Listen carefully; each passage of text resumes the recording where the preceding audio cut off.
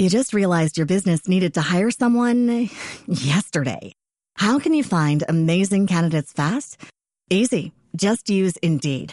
Stop struggling to get your job post seen on other job sites. With Indeed sponsored jobs, your post jumps to the top of the page for your relevant candidates, so you can reach the people you want faster. According to Indeed data, sponsored jobs posted directly on Indeed have 45% more applications than non-sponsored jobs. Don't wait any longer. Speed up your hiring right now with Indeed. And listeners of this show will get a $75 sponsored job credit to get your jobs more visibility at Indeed.com/kidsandfamily. Just go to Indeed.com/kidsandfamily right now and support our show by saying you heard about Indeed on this podcast. Terms and conditions apply. Hiring? Indeed is all you need. Bienvenida a Nido Talks, un espacio en donde te vas a enterar de todo lo que tenga que ver con la maternidad y la crianza de tus hijos, desde la concepción hasta la infancia. Y como ningún niño viene con instrucciones, invito a los mejores especialistas para resolver tus dudas y ayudarte a hacer la mejor versión en el papel más retador e importante de tu vida, el de ser mamá. Soy Michelle Asís y estoy feliz de acompañarte. Hola a todos y bienvenidos a otro episodio de Nido Talks. Hoy tengo a un gran amigo y profesor que nos va a hablar de un tema que me parece que es importantísimo, que todos los papás, siempre por la crianza que tuvimos, siempre tenemos como esta duda de cómo hacerle y no, y entonces es todo este tema de la educación en la sexualidad. Antes de empezar, quiero presentarles a Fer.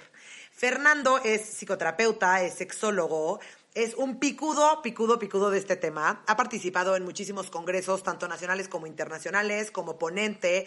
Ha impartido muchísimos talleres para niños, para adolescentes, para adultos, para profesores, en escuelas, a nivel privado, a nivel con grupos, o sea, en todo. Ha organizado 19 jornadas de educación y prevención del abuso sexual y es codirector de Sabiduría Sexual.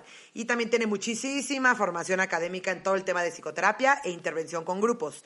Tiene una maestría de sexología y una maestría en hipnosis y terapia familiar breve sistémica.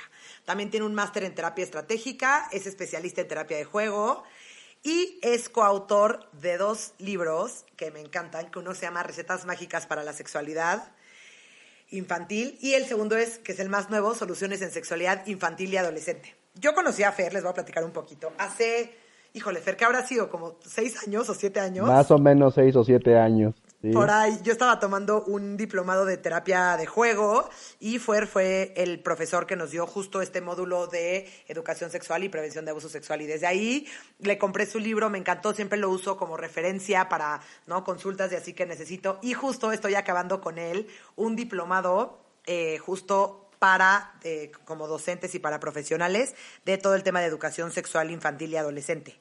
Y justo voy a sacar un taller avalado por Sabiduría Sexual y por Fer y por Mari, de justo toda esta parte de educación sexual y prevención de abuso sexual, que me parece un tema demasiado importante. A ver, Fer, no sé si me dejarás mentir o no, pero venimos mucho como de esta crianza en donde somos, ¿no?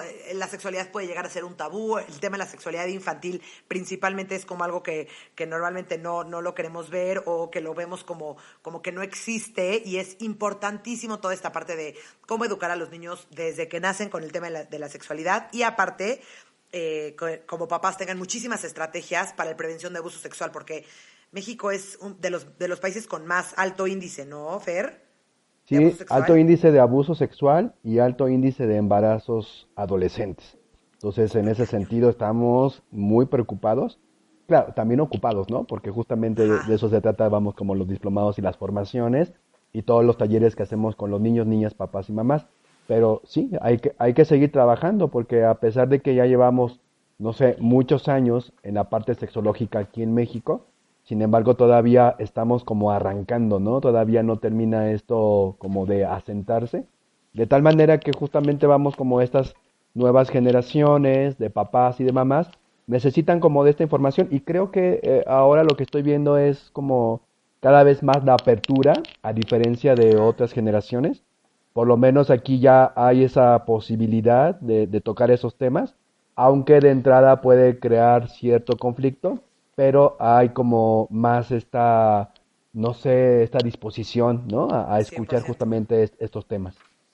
Está buenísimo. Oye, Fer, bueno, bienvenido. Muchísimas gracias por aceptar mi invitación. Muchísimas gracias por toda la información que a mí me has brindado y todo lo que me has enseñado. De verdad que te estoy completamente agradecida. De verdad que si tienen oportunidad de tomar un taller con Fer, un diplomado, de verdad se lo súper recomiendo. Con Fer y con Mari, su socia, que también es lo máximo, que también la tendremos pronto por aquí. Fer, empecemos con el tema. ¿Cómo definimos como tal la sexualidad?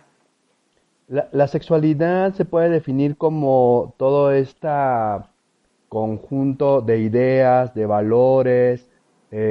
También se puede definir, vamos, como esta corporalidad, todo esto está alrededor de lo que se llama sexo-género. Es decir, el sexo de asignación, que es decir, cuando nace un niño o una niña, se le asigna un sexo de acuerdo a sus órganos sexuales, y todas las expectativas que hay alrededor precisamente de ese sexo género, y que de alguna manera este niño o niña va mostrando a través de su comportamiento ciertas expectativas que se pueden cumplir o no dentro de un espacio social. Pero si lo explicamos más como en términos más simples para niños y para niñas, sería, vamos, como este conjunto que compone los 4 olones de la sexualidad, que me encanta, que lo plantea precisamente un sexólogo mexicano que se llama Eusebio Rubio, que tiene que ver con la parte de género, la parte afectiva, la parte reproductiva, ¿no? Y la parte erótica. Ajá. Entonces, el conjunto de esto, finalmente podríamos decir que podríamos explicarlo como la sexualidad, pero particularmente para niños y para niñas, aunque también, por supuesto, que esto incluye a los adultos. Claro, está buenísimo. Oye, esta discusión yo creo que ha habido a través de los años, se han cuestionado todo esto. Cuando salió Freud a hablar de este tema, todo el mundo brincó, pero ¿existe la sexualidad infantil? Sí, claro, claro, claro. Creo que justamente fue en 1905 cuando publica este texto que se llama Tres ensayos de sexualidad, y entonces lo plantea en un congreso, y el pobre Freud salió casi casi ahí a jitomatazos porque todo el mundo pensó que esto era una aberración, ¿no? Para lo que él planteaba. Él por primera vez plantea precisamente la existencia de una sexualidad infantil, pero creo que todavía sigue habiendo esa confusión, porque la sexualidad infantil es como un poco confundida y a veces equiparada con la sexualidad adulta, y cualitativamente son dos cosas distintas. Entonces, Freud hablaba precisamente de esta sexualidad infantil en donde la parte, vamos, como sensorial y ciertas zonas del cuerpo se van concentrando este placer, y es justamente, vamos, como esta búsqueda de ese placer que los niños y las niñas van repitiendo, van buscando, vamos, como esa experiencia, pero no desde un placer erótico adulto, ¿no? En donde ya el placer erótico adulto ya está más elaborado a través de fantasías, ¿no? Ya hay a través de abstracciones, hay una predisposición, ¿no? Hay una intención más de tipo coital. Y en el caso de los niños y las niñas es más sensorial. Entonces, sentir, por ejemplo, a través del tacto, o la vista, o el gusto, o el oído, el olfato, qué sé yo. Esa es la manera en que los niños van de alguna forma poniendo en práctica su sexualidad, ¿no? Placentera. Entonces, en ese sentido, por supuesto que hablamos de una sexualidad infantil desde este concepto, pero también desde las curiosidades que los niños y las niñas van teniendo cuando empiezan a tener ya, por ejemplo, el dominio del lenguaje, como por ejemplo al notar las diferencias anatómicas de su propio cuerpo con el otro género, ¿no? O al notar que mamá está embarazada, al notar que, por ejemplo, el hermanito tiene unos órganos sexuales chiquititos igual a los suyos o diferentes a los suyos, qué sé yo. Al sentir bonito, por ejemplo, cuando a lo mejor abraza a un niño o una niña en un juego sexual. Entonces, este tipo, vamos, como de experiencias y curiosidades también forman parte de la sexualidad infantil. Entonces, en ese sentido, la sexualidad infantil, de una forma cualitativa, es totalmente diferente a la sexualidad adulta. Por eso es que hoy día todavía muchos adultos niegan esta posibilidad, porque tenemos una idea como muy, ¿cómo decirlo? Como muy estrecha de lo que es la sexualidad. Entonces, en ese sentido, cuando trascendemos esta definición de sexualidad y nos olvidamos que no solamente es de órganos sexuales o de coito, entonces cuando entendemos esa sexualidad como más amplia, por supuesto que podríamos comprender y asimilar esta posibilidad de existencia de una sexualidad infantil. Ok, buenísimo, Fer, me encanta. Entonces me gustaría platicar, porque en el episodio de hoy vamos a abarcar la sexualidad infantil antes de la pubertad, porque ya después pubertad y adolescencia es otro rollo, y entonces aquí solo nos queremos enfocar de los 0 a los 9, 0 a los 10 años. Fer, ¿me podrías platicar cómo se da este desarrollo psicosexual de los niños desde su nacimiento hasta antes de la pubertad? Sí, Si puedes, claro. como dividírmela en etapas, estaría Por buenísimo supuesto para que sí. que los papás que nos escuchen puedan ir como identificando en sus hijos como las etapas. El desarrollo psicosexual, voy a empezar con esta base, está de alguna forma compuesto por la parte corporal, que hay una predisposición genética, es decir, hacia el crecimiento, desarrollo, ¿no? del cuerpo y de los órganos sexuales en particular. Pero también hay factores externos, como la familia, la sociedad, los medios, que también tienen una influencia justamente en el desarrollo psicosexual. Entonces, cuando hablamos precisamente del desarrollo psicosexual, supongamos de los 0 a los 3 años. De los 0 a los 3 años vamos a hacer esa división. Hay una predisposición precisamente hacia lo sensorial, como lo comentaba hace rato, y también hacia la exploración del propio cuerpo.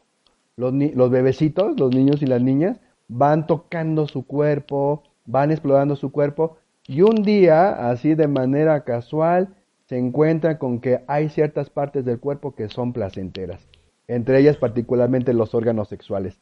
Hay una autora que se llama Carmen Hernández, que me encanta su libro, y ella plantea precisamente, vamos, como una imagen en donde el bebé está muy feliz chupándose su dedo, y todos los que están alrededor están bien contentos porque está haciendo ciertas conductas que son novedosas, ¿no? Para la gente, y de repente se alcanza el piecito y se lo chupa, y de repente sonríe, qué sé yo, y en una de esas se toca sus órganos sexuales. Y entonces la gente se queda así como muda, ¿no? Porque todavía hay este tabú de que los órganos sexuales son algo sucio, que es algo que no se tiene que tocar y mucho menos hablar de este tema. Entonces, los bebecitos van tocando los órganos sexuales y al notar que hay mucho placer por las terminaciones nerviosas, obviamente van a querer repetir esta experiencia. De tal manera que a veces los adultos lo que hacen es retirarle la mano al bebé porque piensan que esto es algo que es anormal, ¿no? En los bebecitos. Sin embargo, es algo muy común, es algo muy típico, es algo que se da de manera frecuente en los bebés que vayan explorando su cuerpo. Hay algo importante que pasa con ellos y que podríamos apoyarles en el sentido de estimular todas estas experiencias sensoriales. Por ejemplo, cuando abraces a tu bebé, puedes cantarle, decirle cosas lindas, y muy posiblemente en esas experiencias puede haber, vamos, como una respuesta sexual. Cuando a un bebecito, por ejemplo, le dicen, ay, mi amor, chiquito, bonito, pues por supuesto que siente placer en su cuerpo. Y en el caso, por ejemplo, de los bebecitos varones, pues seguramente podrían tener una erección. Y en el caso de las nenas, podrían tener una lubricación, aunque es menos observable. Pero es más observable, por supuesto, la erección. Y entonces esta respuesta es totalmente normal, por supuesto. Entonces estamos hablando de los 0 a los 3 años. Hablando ya de los 3 años a los 5 o 6 años, es totalmente típico, es muy común que los niños y las niñas empiecen a preguntar sobre la diferencia de sus cuerpos. Hay ciertas familias que tienen la costumbre de bañarse juntos, entonces eso de alguna manera cubre ya esa necesidad, si papá y mamá lo maneja de forma adecuada. Entonces les explican que hay órganos sexuales que pertenecen a los niños y órganos sexuales que pertenecen a las niñas. Entonces, en ese sentido, cuando los niños están observando de manera directa a la hora del baño esta diferencia, obviamente ya se está cubriendo justamente, vamos, como esa necesidad. Tienen esta curiosidad, por ejemplo, con respecto al nacimiento de los bebés. El propio origen es algo que les llama mucho la atención, cómo nací, dónde nací, por dónde nací, en fin. Y hay algo importante, justamente hay una recomendación para papás y mamás. Cuando los niños y las niñas de esta edad preguntan sobre cómo nació un bebé, o sea, no crean que se están refiriendo al acto sexual o a las relaciones coitales. O sea, no te friques por eso, no te saques de onda por eso. Lo que está preguntando nada más es el origen y lo que podríamos contestar, es que naciste de una parte de mamá, abajo de la pancita, ahí estuviste 9 meses y ahí es donde tú te formaste. Ujú. Y si con eso quedó ya satisfecho el niño o la niña, perfecto. Si te pregunta, pero ¿cómo salí de ahí? No hay ningún problema y podríamos explicarle, los bebés nacen de dos maneras. Una puede ser a través del conducto de la vagina. Obviamente, de manera previa, ya tuvimos que haberle explicado qué es la vagina. Y si no, en ese momento aprovechamos. O sea, nunca es tarde. Aprovechamos para hablar sobre órganos sexuales. O la otra es que hay muchos bebés que nacieron a lo mejor al revés, porque tienen que nacer de cabeza. Entonces, a veces tratan de nacer al revés, pero no se puede. O nacen con el cordón umbilical enredado, o a veces está muy grande el bebé y lo que tienen que hacer es abrir abajo de la pancita de mamá con un cuchillito especial que se llama bisturí, que solamente los médicos lo utilizan para que salgan los bebés y después ya le cosen y ya salen los bebés. Aquí lo importante, si bien es cierto, el mensaje, la información es fundamental, pero todavía es más fundamental la manera en que lo decimos.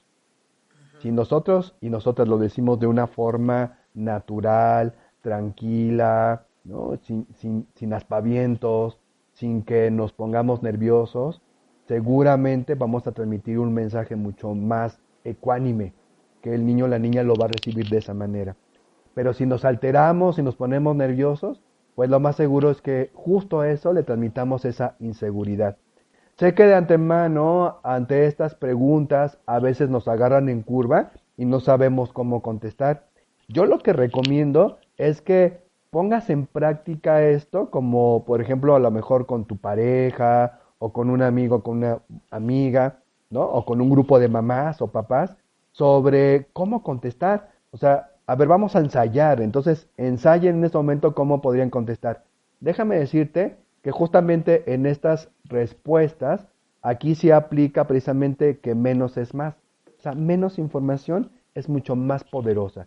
Si tú das la información suficiente en pocas palabras, seguramente va a ser más efectiva ese mensaje y no te vas a enredar con más cosas. Entonces, menos es más.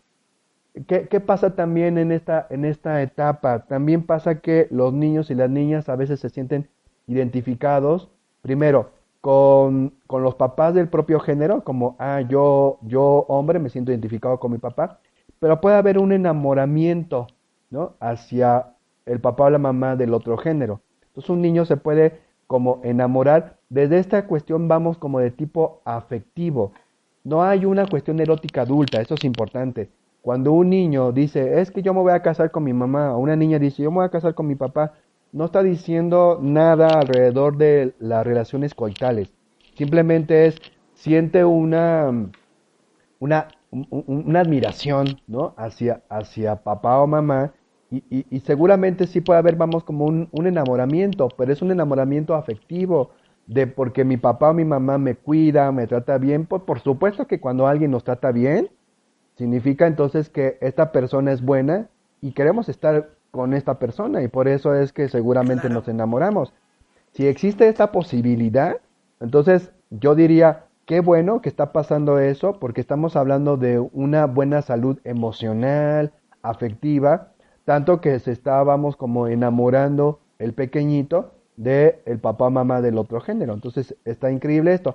Nada más lo que hay que hacer es como aclararle desde este sentido de realidad y decirle, papá o mamá son adultos, ¿no? Papá ya tiene pareja, como para no crear esa confusión, porque también en este sentido hay muchos papás o mamás que no les quieren desmentir porque sienten feo de que a lo mejor les van a herir sus sentimientos, pero esto sería contraproducente, porque entonces se está creando una ilusión falsa, Sí, ¿no? que no es verdad. De que papá o mamá tiene la posibilidad de un día casarse, ¿no?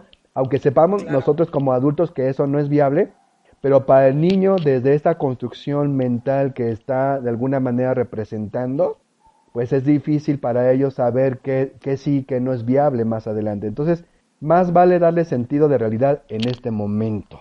Ujú.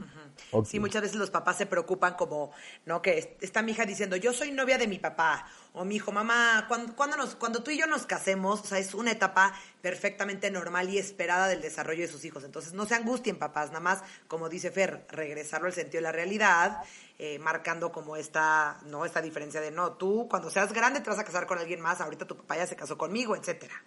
Así es, así es. Oye, Fer, y Y cuando están un poquitito más grandes, ya cuando pasan como esta etapita, ¿qué pasa?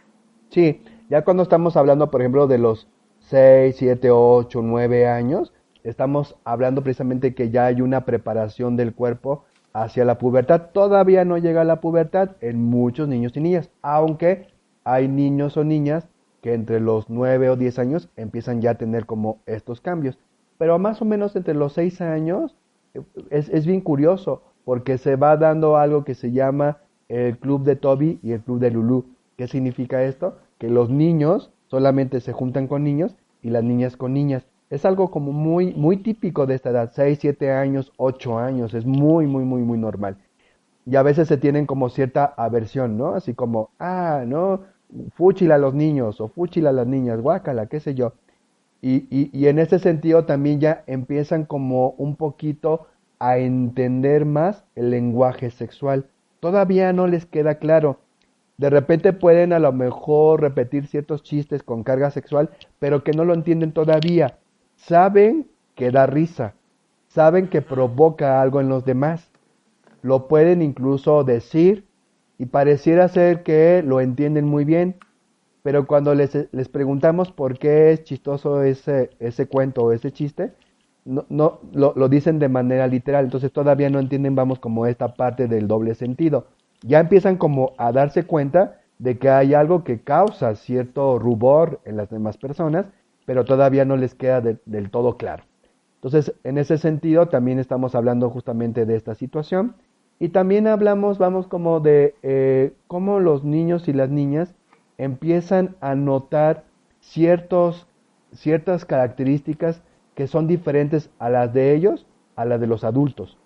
Y probablemente empiecen a preguntar si hay ya esa confianza de por qué tú tienes eso, hablando de los pechos, ¿no? O por qué tienes chichis, ¿no? Hablando justamente de los apodos que les ponemos a los órganos sexuales. ¿Por qué tienes chichis y yo no tengo? Y al final de cuentas ahí valdría la pena de alguna forma dar ya como una explicación de lo que va a suceder más adelante en su cuerpo. Fíjate que algo muy importante que planteamos en sabiduría sexual es que toda situación puede ser una oportunidad precisamente para educación de la sexualidad. Desde esta pregunta, desde preguntar, por ejemplo, hay muchos niños y niñas que empiezan a darse cuenta de estas diversidades, ¿no? En la sexualidad, como por ejemplo, ¿por qué es que este señor besa al otro señor? ¿Por qué es que esta señora va tomada de la mano de la otra señora? ¿No?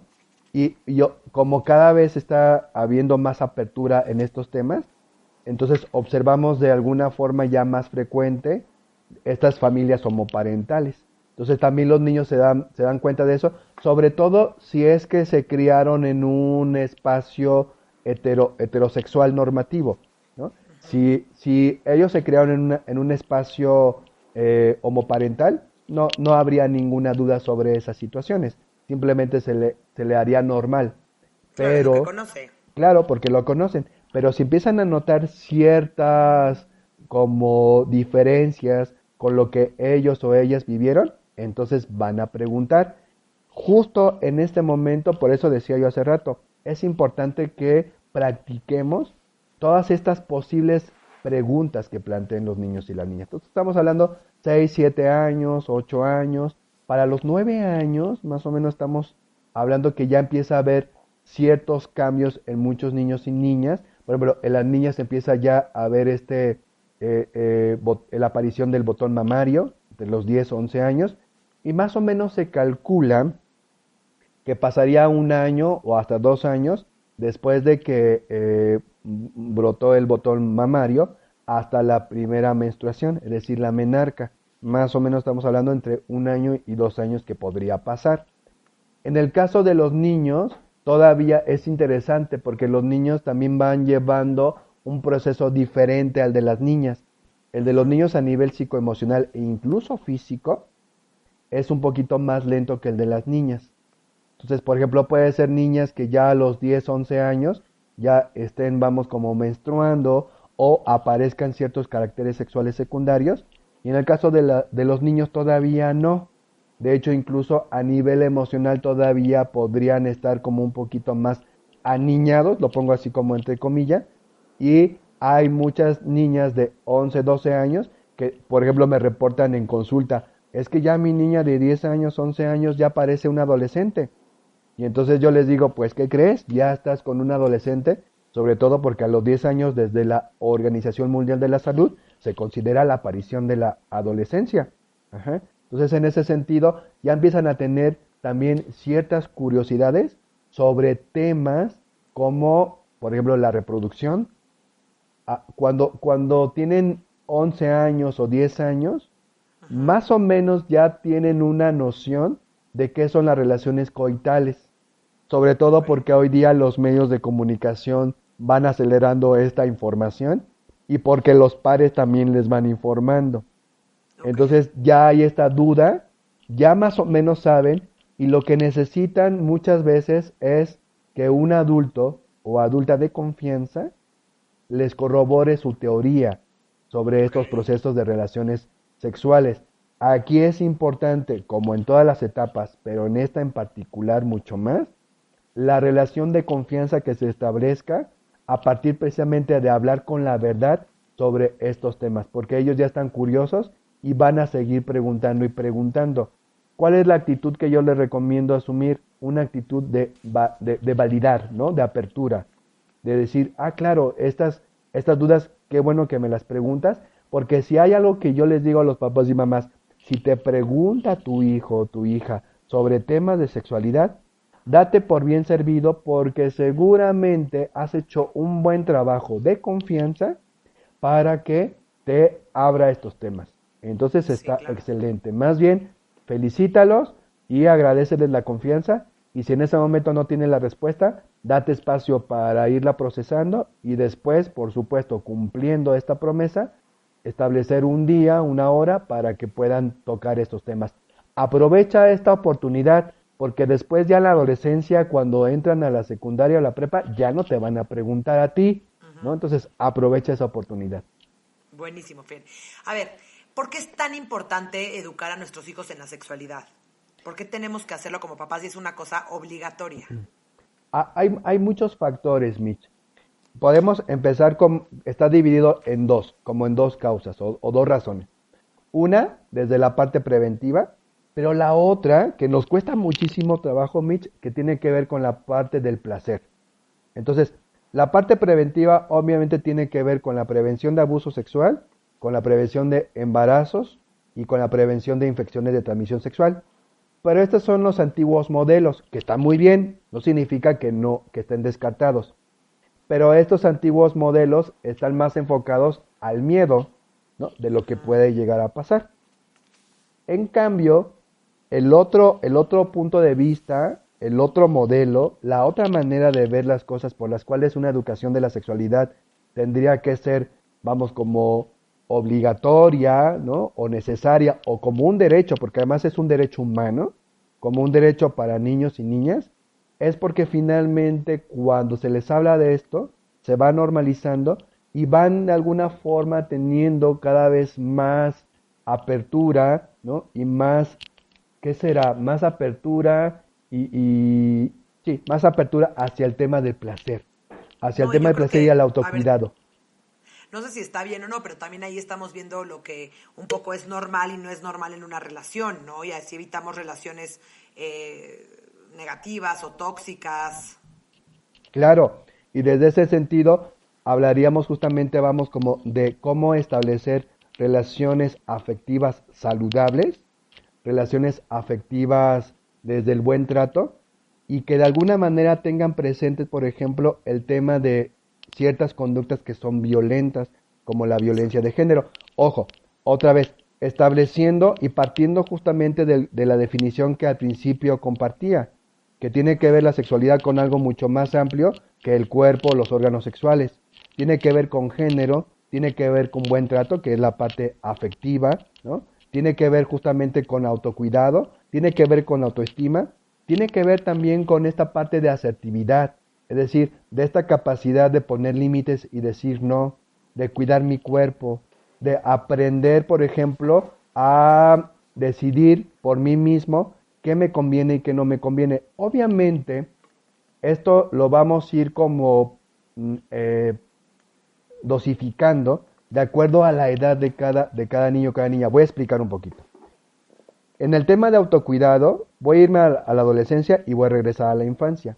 En el tema de autocuidado, hay muchas expectativas de los adultos de que los chavos y las chavas tengan de alguna manera un criterio para tomar decisiones, para que no haya embarazos o para que no haya infecciones de transmisión sexual. Sin embargo, hay una contradicción que como sociedad vamos transmitiendo a los jóvenes y a los niños, porque no los dejamos decidir. Entonces les decimos, tienes que aprender a decidir, pero no les damos oportunidad para que decidan. Y no estoy diciendo que desde chiquitos los soltemos para que ellos tomen las decisiones de todo. Simplemente es que permitamos que poco a poco, de manera dosificada, el niño o la niña vaya tomando responsabilidad sobre su propio cuerpo. Por ejemplo, hay que checar en qué momento ya el niño o la niña puede bañarse solito y él puede entonces hacerse cargo de sus órganos sexuales para que estén limpios. Okay. ¿Sí? Hay que checar, por ejemplo, en qué momento el niño o la niña, que parece un ejemplo trivial, pero que tiene que ver con sexualidad, ya se le permite o se le empuja para que amarre sus agujetas, o para que haga su tarea, o para que decida, por ejemplo, afuera, cuando van a comer afuera en un restaurante, ¿sí? ¿Qué menú es el que podría elegir desde esta, vamos, como elección, ¿no? Como más limitada, de decir, es esto o lo otro. Pero al final de cuentas, hay una ilusión de alternativa que le permite al niño o la niña ejercer esta capacidad de decisión. Está buenísimo. Sí, eso se empieza desde chiquitos. Claro. A su nivel. A su nivel, por supuesto. Entonces, en este sentido, cuando ya es adolescente, entonces se le va otra vez dosificando esta capacidad de elección. ¿Cuántas veces como adolescente hay muchos papás y mamás que les deciden, ¿no? O sea, que tal deporte es el que tienen que hacer, cuando el niño o la niña no les gusta eso. Ay, hija, es que tú tienes que practicar ballet. Y la niña no le gusta el ballet, le choca el ballet. No le gusta para nada el ballet. O cuántas veces, por ejemplo, que el niño, tienes que jugar fútbol. Es que a mí no me gusta, yo prefiero ballet. No, porque eso es para niñas.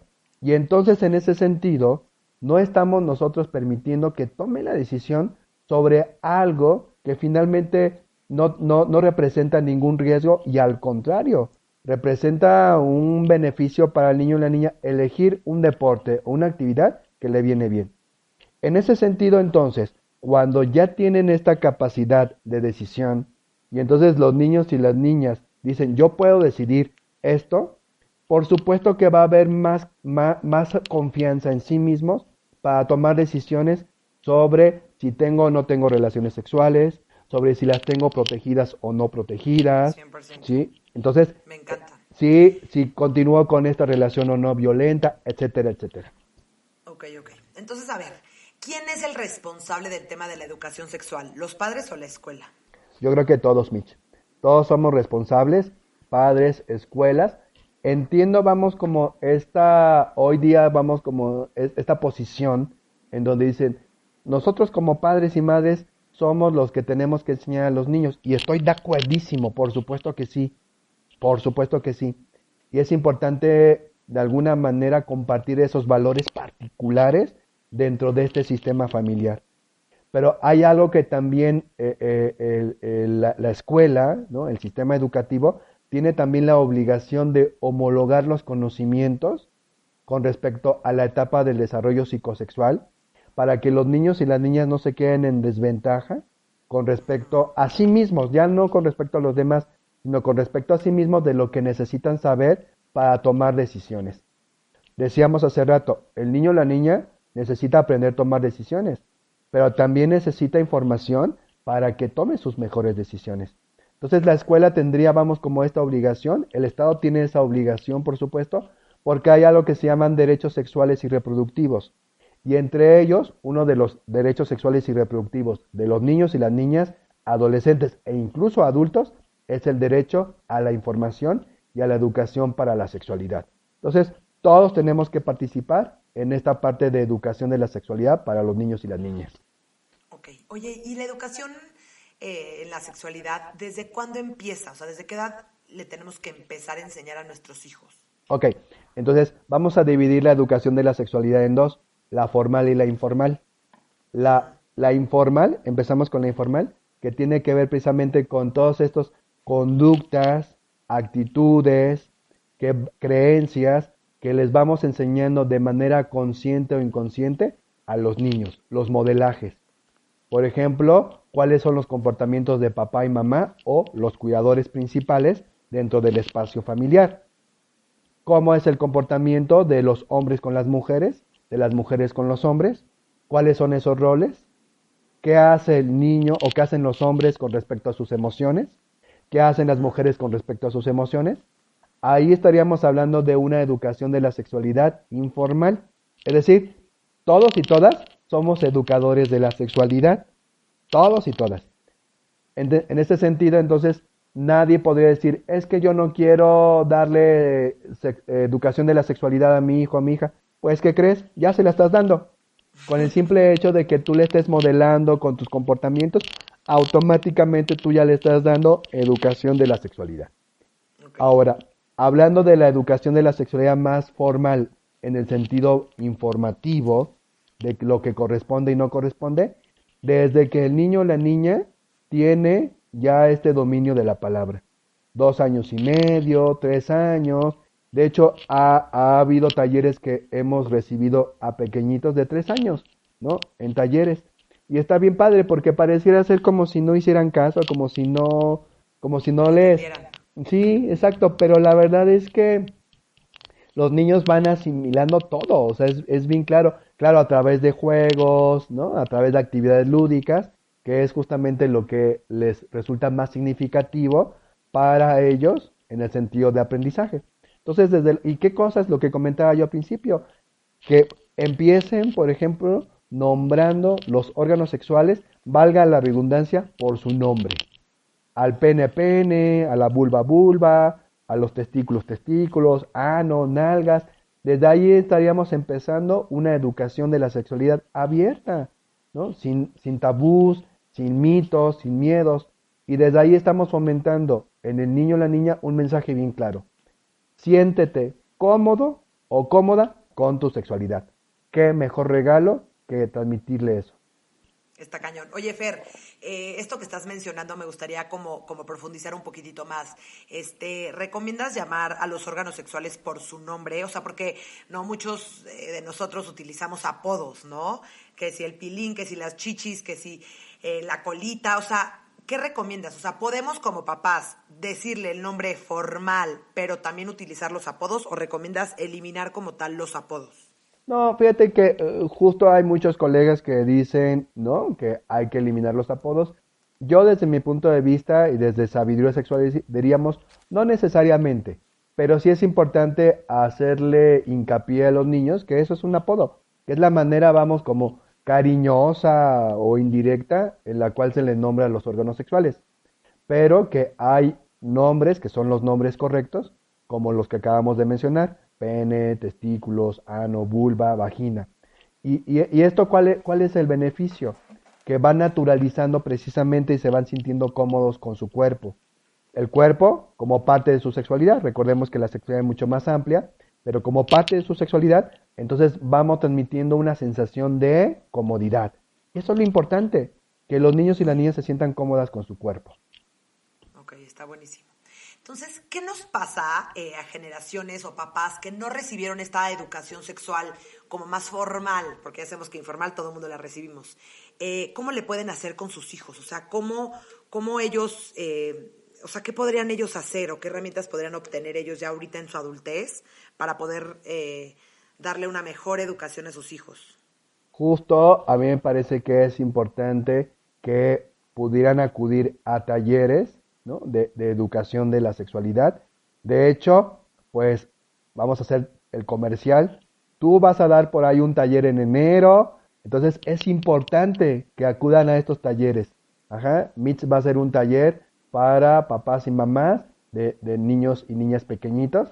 Entonces es importante que acudan a este tipo de eventos donde finalmente vamos como compartiendo este tipo de conocimientos, checar cuál es el desarrollo psicosexual de los niños y las niñas, qué actividad podríamos hacer con los niños y las niñas para seguir fomentando una educación de la sexualidad mucho más saludable y sobre todo también cómo contestar ciertos tipos de preguntas que de repente los niños y las niñas nos plantean y que no sabemos, ¿no? ¿Cómo hacerlo? Agarran en curva. Fíjate que yo me quedo pensando cuando doy entrenamiento justamente a profesionales y que es la primera vez que se acercan al tema de sexualidad infantil y entonces les hago un ejercicio, les digo, a ver, tal pregunta, la planteó un niño de 5 años, ¿cómo contestarías? Y entonces los profesionales se quedan así como bloqueados, como no saben qué hacer, no saben qué decir, pero fíjate que es todo un truco mental esto, porque yo les digo, a ver, explícalo como lo explicarías a un adulto. Y les sale requete bien, o sea, está muy bien, pero el punto es el bloqueo es que no quiero decirle de más. Claro. Es que si le digo algo que no es adecuado, no quiero traumarlo. O pervertirlo. No quiero pervertirlo. Entonces, ese tipo de pensamientos de miedo nos bloquean. Por eso decíamos hace rato, es importante, vamos como practicar y practicar. Entonces, la recomendación, acudan a talleres, echen ojo a libros, a textos. Hay aquí en la Ciudad de México, no conozco en otros lugares, pero en la Ciudad de México, por lo menos conozco 2 librerías especializadas en sexualidad. Una que se llama El Armario Abierto y otra que se llama Voces en Tinta, que son excelentes librerías especializadas en este tema y seguramente vas a encontrar material para que tú puedas compartir con tus niños y sobre todo que lo leas tú primero. Y algo importante, como adultos que ya somos, creo que vale la pena echarnos como un clavado a nuestros propios miedos, mitos y tabúes para que no sean un obstáculo a la hora de compartir esta información con los niños o con las niñas. Entonces creo que es importante, a lo mejor no vas a hacer un trabajo personal de muchos años, porque nunca terminaríamos, pero sí echarte un clavadito por lo menos de no sé, un día, ¿no? O sea, como preguntar, por ejemplo, con tu pareja, ¿qué fue lo que de alguna manera obstaculiza desde tu historia infantil esto que pudiera a lo mejor tener un cierto peso para poder transmitirle a tus niños esta información que tú quieres transmitirle, ¿no? Entonces, creo que también vale la pena hacer como una revisión de tipo personal. Está buenísimo. Oye, Fer, ¿tú crees que una buena educación durante la infancia es un factor protector para el abuso sexual infantil? Totalmente, claro que sí. Una buena educación de la sexualidad. De hecho, incluso esto lo dice otra autora, Lidia Cacho, en un libro que se llama Con mi hijo, ¿no? Y ella plantea una frase que a mí me encanta. Toda educación de la sexualidad automáticamente se convierte en prevención de abuso sexual. Entonces, cuando hablamos directamente sobre la sexualidad y aunado a ello damos estrategias para prevención de abuso, por supuesto que los niños y las niñas se van empoderando, ¿ah? Y saben de antemano que hay ciertas cosas que los adultos o los más grandes no tendrían que hacer con sus cuerpos. Entonces, en ese sentido, sí es un factor protector así increíble, sobre todo porque esto genera mucha confianza. Hay algo que justamente quiero comentar, es que los abusadores sexuales no se van con cualquier tipo de niño o niña. O sea, tienen, vamos, hasta cierto punto, como haz de cuenta, como si fuera un radar, donde van identificando aquellos niños o niñas vulnerables. Y regularmente los niños o niñas vulnerables son aquellos que no se les tocó el tema de la sexualidad, que no se tocó el tema de la educación de la sexualidad, mucho menos de la prevención del abuso, y que finalmente decidieron por ellos, o que estaban desprotegidos en el sentido de que no había un adulto o adulta cercano que de alguna forma estuviera ahí para darle ese afecto, ese cariño, ese amor, y que sintiera el niño o la niña que pese a lo que sucediera, ellos no tenían la culpa, y entonces muchas veces se guarda el secreto precisamente porque sienten que ellos tienen la culpa. Entonces, en ese sentido, eso se va perpetuando, ajá, y una de dos, o no rompen el secreto, y muchas veces pasa que lo abren hasta la adultez, o nunca lo abren, o la otra, cuando lo abren, hay una especie de negación por parte de la familia, como diciendo, no, esto no pudo suceder, porque finalmente hay que también dar este dato, gran parte, la mayoría de los abusos sexuales se dan dentro de casa, por amigos o familiares. Entonces, en ese sentido, como son familiares, entonces la gente no cree. Entonces, por eso es que la educación de la sexualidad no solamente tiene que ver con conocer el cuerpo, sino conocer estos factores que de alguna manera son propiciadores del abuso sexual. Está cañón, Fer. Bueno, ya, no nos podemos meter al tema del abuso sexual porque nos quedaríamos aquí horas. Pero sí, te voy a volver a invitar para volver a hablar justo de ese tema que es importantísimo, no, porque aparte de que México es de los países que tenemos un altísimo índice, sí es importante como tener toda esta información. A ver, Fer, regresando un poquito al tema de lo típico que podemos esperar en estas etapas, quiero platicar un poquito de la masturbación infantil o de la autoexploración. Sé que de repente escuchar la palabra masturbación infantil nos da como hasta, ¿no? Pero piel de gallina, pero es importante como platicar de este tema. ¿Nos puedes platicar? ¿Es normal, no es normal, es lo esperado? ¿En qué edad más o menos lo esperamos? ¿Qué hacer cuando sucede? Sí, claro, es totalmente típico, es muy común, por supuesto. 2 años y medio, 3 años, empiezan a tener, vamos, como esta estimulación focalizada hacia los órganos sexuales.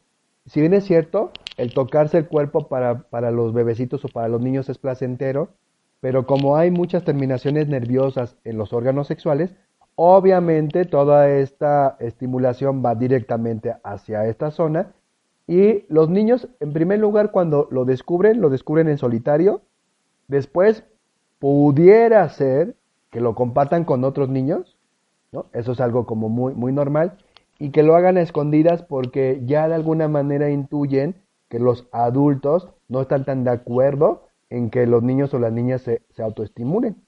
De tal manera que, por ejemplo, lo pueden hacer en el baño de la escuela, o lo pueden hacer, por ejemplo, en la recámara mientras los adultos están en una reunión familiar, ajá, o lo pueden hacer en el baño de la casa, en fin. A veces, reitero, lo hacen en solitario, pero en estas edades lo más viable también, o lo más frecuente más bien, es que lo hagan en público, ¿ok? Entonces, en ese sentido es importante que tengamos este dato para que no nos escandalicemos cuando descubramos a nuestros hijos teniendo, vamos, este tipo de prácticas. Porque gran parte de los errores que podemos cometer es alterarnos en el momento en que el niño o la niña se está estimulando y entonces empecemos allá a dar el grito al cielo y seguramente el tema de la masturbación o la autoestimulación no fue lo complicado o no fue el problema, sino la manera en que los adultos reaccionaron cuando descubrieron a estos niños, y lo que vamos a generar es culpa, ansiedad por estas situaciones. Entonces, fíjate que un poquito nada más quiero abrir un paréntesis. Creo que fue en el siglo XVI-XVII, por ahí un autor francés, un médico francés, hizo un texto sobre cuáles son los daños que generan la masturbación. Y ese libro, que todavía, si bien es cierto, ya no se edita, pero es vigente esas creencias, decía que la masturbación hacía que la gente se volviera loca, que se volviera ciega, en fin, tenía toda una carga de tipo moral, ese libro, y supuestamente era un médico, pero imagínate, siglo XVII más o menos. No, y seguimos un Entonces, poco creyendo eso, ¿no? O sea, yo creo que no que nos vamos a volver locos o ciegos, pero sí sigue siendo como este tabú, algo malo, algo que no es natural del cuerpo de fuente de placer. es correcto.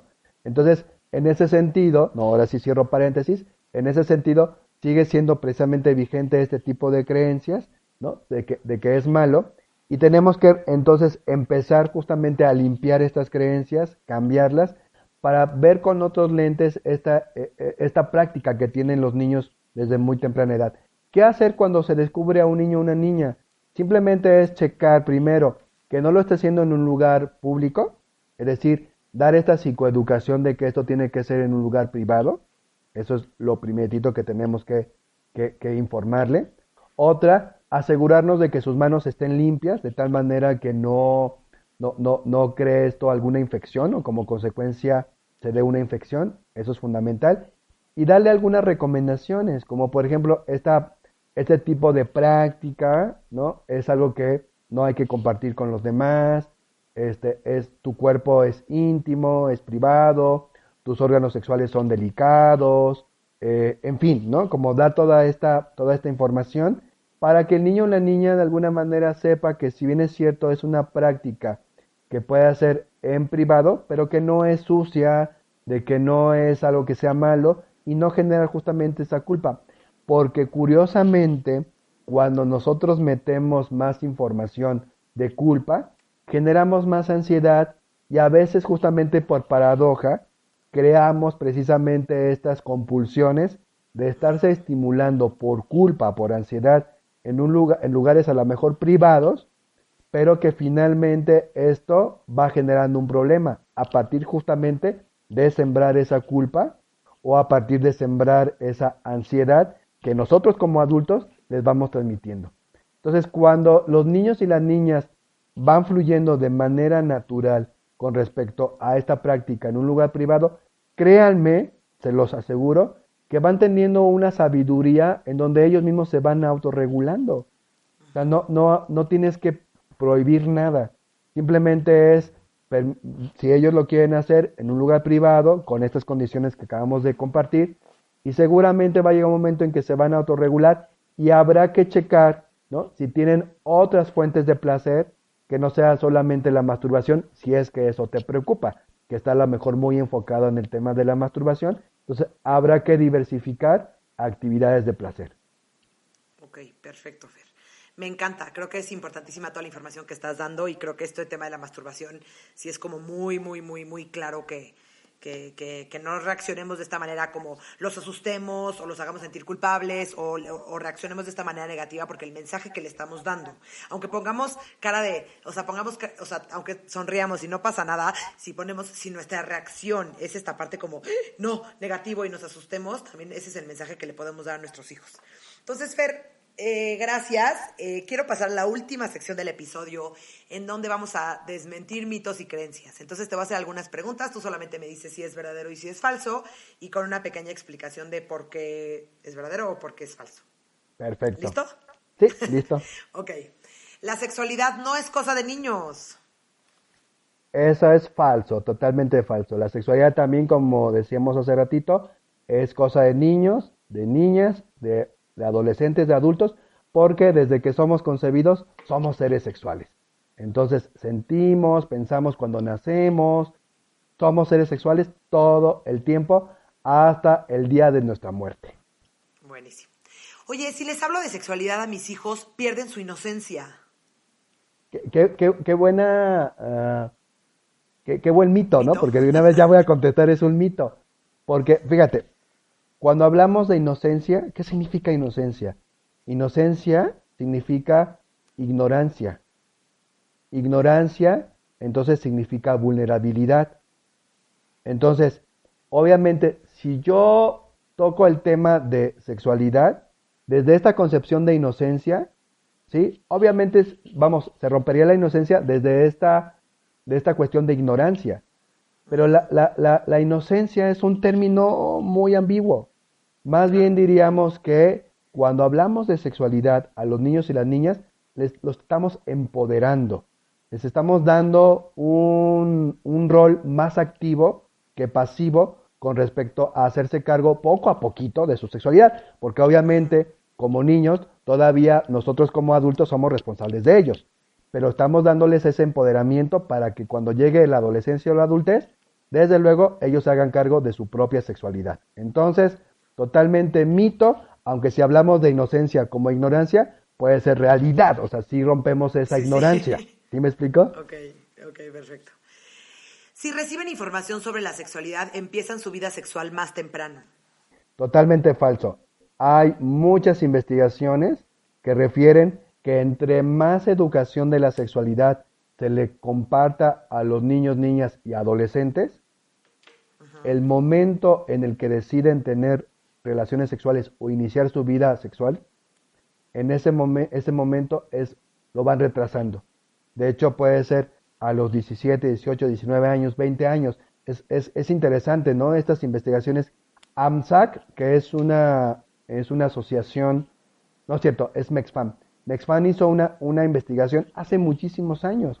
Susan Pick DeWeese, que es una de las pioneras precisamente de la educación de la sexualidad aquí en México, ella ya había dicho y había citado muchas investigaciones en los años 90 sobre estos beneficios de la información de la sexualidad y cómo van retrasando precisamente el inicio de las relaciones sexuales en los adolescentes. Entonces, totalmente falso ese mito. Ok, buenísimo. Oye, si los niños hombres juegan con muñecas, ¿se vuelven homosexuales? Para nada. Si un niño hombre juega con muñecas, no se vuelve homosexual, sino simplemente está mostrando un gusto por jugar este tipo de actividades. Y si juega a los bebecitos, pues qué padre, porque seguramente lo que está demostrando es que si más adelante decide ser papá, va a ser un buen papá, ¿no? Está muy bien, está ensayando para ser un buen papá. O un buen hermano, porque O un buen hermano, exacto. Exacto. Oye, ¿la masturbación infantil tiene el mismo objetivo que la masturbación adulta? Para nada, la masturbación infantil tiene el objetivo de sentir placer inmediato, bonito, simplemente es algo que lo sienten, pueden llegar al orgasmo, ¿no? Pero no están pensando en una fantasía como el objetivo, por ejemplo, de la masturbación adulta. La masturbación adulta tiene una fantasía y el objetivo es llegar, vamos, como a recrear esa fantasía, llegar al orgasmo y en el caso de los hombres, por ejemplo, llegar a eyacular. En el caso de las mujeres, llegar al orgasmo hay una intención, pero los niños, si bien es cierto, pueden llegar o no al orgasmo, pero es algo que lo descubren, es algo con el que se encuentran, no es algo que estén buscando necesariamente, ¿no? Entonces, por accidente encuentran eso y por supuesto lo quieren repetir, pero no están fantaseando, todavía no tienen esa capacidad cognitiva para fantasear. Ok, buenísimo. Oye, los juguetes no deberían de tener género y los niños deberían de jugar con lo que sea que les guste. Es correcto, yo estoy de acuerdo con eso, me parece una verdad. Entonces, los juguetes no tienen género, de hecho, el género es una construcción social. Entonces, hay actividades de hombres y de mujeres, juguetes de niños y de niñas, pero eso es un invento. Eso es algo que incluso va cambiando de generación en generación y conforme los años. Antes, por ejemplo, los hombres tenían, vamos, como este permiso de maquillarse. Vamos a acordarnos de la época de los Luises, que se podían maquillar y usaban peluca. Hoy día eso no es, vamos, como bien visto. Entonces, los objetos que tenemos a nuestro alrededor, nosotros mismos les vamos poniendo el género, lo vamos construyendo, pero los niños cuando están chiquititos, ellos no entienden de ese género y pueden jugar lo que quieran jugar sin ningún problema. Está cañón, justo hay un meme, o bueno, no sé si es un meme, pero como una imagen que dice como, ¿no? Se nota que entra una señora a una juguetería y el que está atendiendo le dice, ¿para niño o para niña? Y la señora le contesta, para jugar. Ah, qué bonito, me encanta. Está padre porque sí es como toda esta parte de pues sí, los juguetes y los juegos son juguetes y juegos. Es correcto. No tienen por qué tener como género. Pero bueno, ok, continuamos. Hay que hablar de sus genitales con la naturalidad. Bueno, genitales no, órganos sexuales. Perdón, Fer, me va a regañar mi profesor. Es que ya recomiendan no llamarlos genitales, ya recomiendan llamarlos órganos sexuales. Una disculpa. Hay que hablar de sus órganos sexuales con la naturalidad con la que hablamos de otras partes de su cuerpo. Totalmente. De hecho, cuando hacemos talleres para niños de preescolar, niños y niñas, decimos, a ver, vamos a ver si es cierto que conocen su cuerpo. A ver, pongan sus manos en sus orejas, en su nariz, en su pene, ¿no? Entonces, vamos de alguna manera incluyendo todas las partes del cuerpo con los órganos sexuales, los vamos mezclando y ya. Entonces, claro que hay que hablar de manera natural como el ojo, como el pelo, así también con los órganos sexuales. Ok. Oye, ¿es normal que mi hijo juegue al papá y a la mamá o al doctor con alguien de su edad? Sí, es muy normal. De hecho, ese tipo de juegos se llaman juegos sexuales, en donde los niños o niñas con sus pares juegan este tipo de actividades porque van representando de manera simbólica esto que de alguna manera ya vieron, ¿no? En la realidad con los adultos. Y entonces lo van representando y aprovechan precisamente para tener, vamos, como ese tipo de contactos, como abrazos, besos, caricias, etcétera, porque esto es lo que hacen los papás y mamás. ¿Ah? Entonces es muy, muy, muy natural, por supuesto. Ok, buenísimo. Si cacho a mi hijo jugando sexualmente, ¿tengo que regañarlo en ese momento para que no lo repita? No, no, la recomendación, si hacemos ese tipo de respuesta, ¿no? De reacciones, lo que vamos a hacer nada más es fomentar una falta de confianza que de verdad es necesaria que la tenga en este momento y en todas las etapas de la vida. Entonces, si tú, por ejemplo, cachas a tu hijo o a tu hija en un juego sexual, es importante que veamos primero qué tipo de juego sexual, porque puede ser a lo mejor un juego peligroso. Supongamos que a lo mejor esté, no sé, alguien de los niños jugando con un objeto y metiéndolo en un orificio del cuerpo del otro niño o niña. Si es así, digo, nada más lo que tenemos que hacer es decirle, a ver, hay que parar este juego, ¿qué están haciendo? Es importante darle, vamos, como algunas indicaciones de que ciertas prácticas son peligrosas, como por ejemplo meter objetos a diferentes partes de nuestro cuerpo. Ajá. Y de alguna manera decirles a los niños o las niñas que este tipo de juegos, ¿sale? Sobre todo, por ejemplo, si se están tocando los órganos sexuales o están desnudos, este tipo de juegos son hasta cierto punto, vamos, como no adecuados, ajá, para su edad, dependiendo del tipo de juego sexual. Si es, por ejemplo, están jugando al papá y la mamá y están vestidos y no está viendo, vamos, como un peligro, puede ser una de dos, o los dejas tranquilos, o la otra les puedes decir de manera cariñosa que jueguen a otro juego. Pero si ya está viendo como desnudos, o por ejemplo esto que decía, estas prácticas peligrosas, entonces es fundamental con todo el cariño y el amor del mundo, en ese momento decirles que eso no es adecuado porque puede ser dañino para su cuerpo. Ahora, lo que recomiendo es, si sientes como el semáforo, ¿no? Que estás en rojo, no es el mejor momento para hacer ese abordaje. Lo que puedes decirle, a ver, niños, dejen de hacer esto y al rato platicas con tu hijo. Porque en ese momento, si tú estás en temperatura rojo, me refiero a las emociones, lo más seguro es que vayas a decir cosas que después te vas a arrepentir y que sobre todo rompan la confianza en la relación con tu hijo o con tu hija. Sí, está cañón. Ok, Fer, la última. ¿Es normal que mi hijo tenga curiosidad por mis órganos sexuales y los quiera tocar? Sí, es muy normal, por supuesto. Y yo lo que recomiendo es que no le permitas que toque tus órganos sexuales, que pongas límite. Porque a veces nos vamos al extremo de enojarnos, o la otra, de ser como un tanto permisivos y de alguna manera, como no queremos traumarlo, y lo pongo entre comillas, entonces no le ponemos límite. Entonces, sí es importante que le pongan límite. ¿Por qué? Porque con esto aprende que hay partes de nuestro cuerpo que son íntimas y que también él tiene esas partes de su cuerpo que son íntimas y que nadie se las tiene que tocar y que a nadie le tiene que tocar esas partes íntimas. Porque si no, esto se va a extrapolar y seguramente lo podría repetir en otros contextos. Claro. Entonces, esto no se valdría. Entonces, de alguna manera le estamos ayudando a ir como regulando esta conducta y sobre todo también para protección de abuso sexual. Está buenísimo, Fer.